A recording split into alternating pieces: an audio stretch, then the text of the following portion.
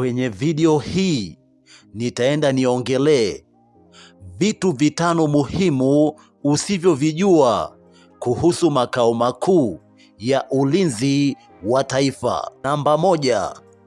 Jengo la makao makuu ya ulinzi wa taifa linapatikana wapi? Jengo hili linapatikana kijiji cha Kikombo, wilaya ya Chamwino, mkoani Dodoma. Namba 2. Jengo hili litatumika na nani?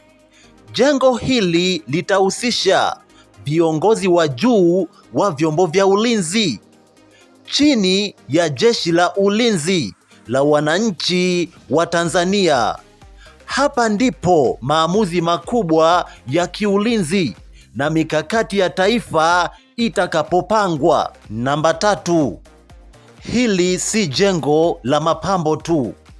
Watu wengi wanaona ni jengo zuri, lakini ukweli ni kwamba ni kituo cha mikakati ya ulinzi.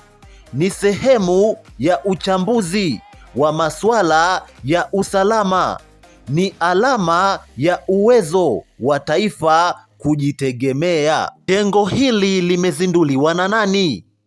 Uzinduzi umefanywa na Rais wa Jamhuri ya Muungano wa Tanzania na Amiri Jeshi Mkuu Rais Samia Suluhu Hassan. Na mwisho, jengo hili lina maana gani kwa vijana? Namba 1, taifa linawekeza kwenye usalama.